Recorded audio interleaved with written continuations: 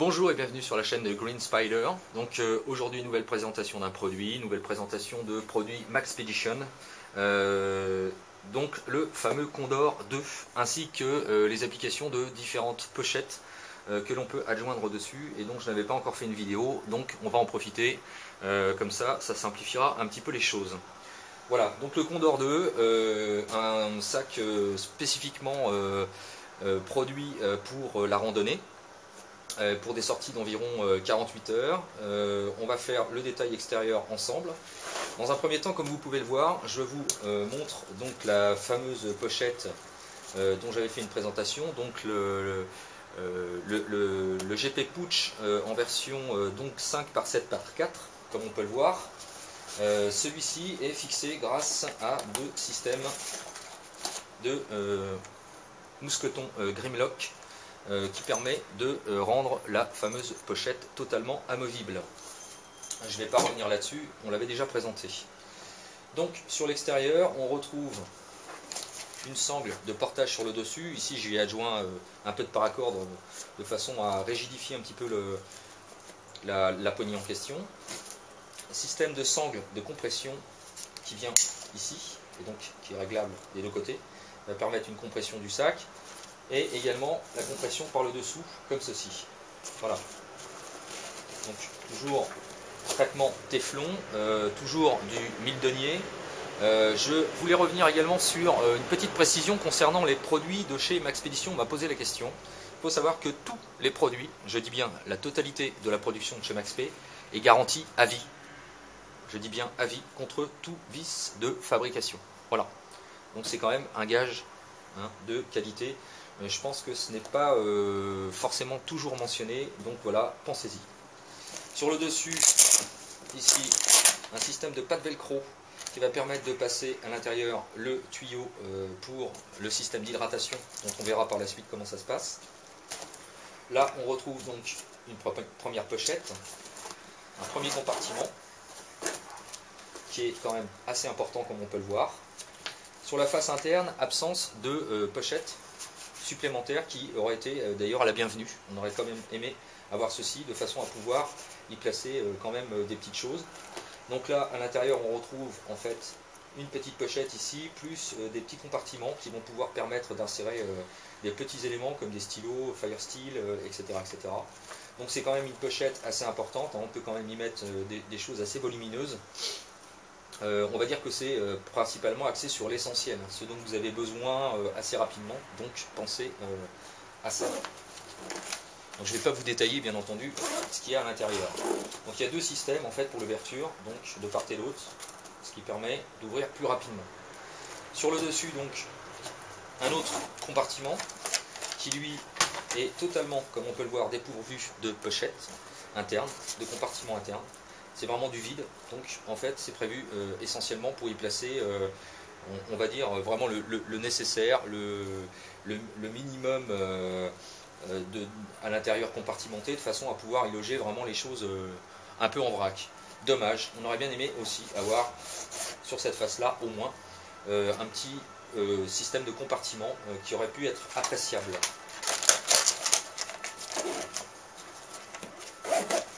Sur le côté, chaque côté, que ce soit d'un côté ou de l'autre, bien sûr, des passants môles. Système de réglage et de compression du sac qui va permettre d'augmenter la compression si le sac n'est pas suffisamment rempli. Ici, on retrouve de part et d'autre des systèmes d'attache où on peut bien sûr y placer des mousquetons, tout un tas de systèmes d'accroche possibles. Donc des passants môles devant, ici également, qui sont d'ailleurs doublés. Passants môles, des grands passants, plus des petits passants traditionnels. Donc on peut vraiment y accrocher absolument ce qu'on veut. Voilà. Donc sur le côté, ici, moi j'ai installé le mini Roly-Poly. Donc je pense que tout le monde connaît, je ne vais pas refaire une revue là-dessus. Ce serait, je pense, assez obsolète. Quoi qu'il en soit, ça permet donc le mini Roly, comme on peut le voir, peut être plié si on n'en a pas besoin, et déplié pour mettre la bouteille d'algène d'1 litre. De l'autre côté, on retrouve la pochette de type M5, ici, avec des petits compartiments à l'intérieur, ce qui est quand même pas mal foutu. Je dis la M5, Non, j'ai dit la M5, c'est la M1. Autant pour moi. Voilà. Donc avec un système de soufflet. Donc celle-ci est principalement destinée pour mettre le caméscope et puis d'autres petits éléments dont j'ai besoin rapidement, comme le téléphone portable ici dans la pochette, sur le devant. Dans le rabat, il y a carte mémoire et choses comme ça. Voilà. Pour cette pochette là en question. Donc de chaque côté, système d'ouverture de la compression du sac. Et là, ouverture donc du compartiment principal qui ne s'ouvre pas en entier, comme on peut le voir. Donc porte-carte à l'intérieur, un couteau, un chapeau de brousse. Ici, on retrouve sur la face interne une pochette qui est assez grande. Et ici, on retrouve une pochette filée sur le haut. Voilà, qui va pouvoir permettre de sécuriser éventuellement des petits éléments. Rien d'autre. Le compartiment est toutefois assez grand, assez volumineux. C'est comme on peut le voir, sous le dessous, quand le sac est bien chargé, on peut emmener jusqu'à 32 litres de capacité. Donc c'est quand même pas mal. On retrouve ici des sangles de compression également qui permettent de compresser le dessous du sac s'il n'est pas complètement chargé. Et il sert également, lorsque c'est donné un peu de lâche, libéré, de pouvoir glisser en dessous d'autres éléments d'emport. Donc ça peut être le tarp, toile de tente, duvet, etc. etc. C'est assez exhaustif, ce qui permet bien entendu de libérer de la place à l'intérieur du sac. Le revêtement ici noir, comme on l'avait vu précédemment sur le Mansoon, est le même principe, donc un revêtement très épais, un peu caoutchouteux, texturé, ce qui va permettre de poser le sac éventuellement au sol. Si jamais il y a de l'humidité, ça ne passera pas, il n'y a aucun souci par rapport à ça. Et puis, sur le devant, donc les bretelles en S, qui permettent donc le portage.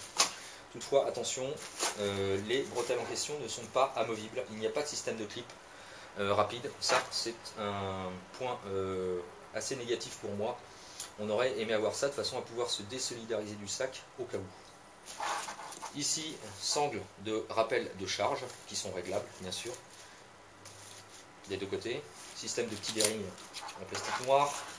Ici, on peut y accrocher, comme on peut le voir, des pochettes de petites dimensions, comme ici, donc étui single seat de chez Maxpedition toujours. Donc on peut y mettre, bien entendu, des lampes ou éventuellement des couteaux comme ici, de façon à avoir un accès immédiat et très rapide, ce qui peut être intéressant. Donc, autre point noir, comme on peut le voir, large surface pour le dos.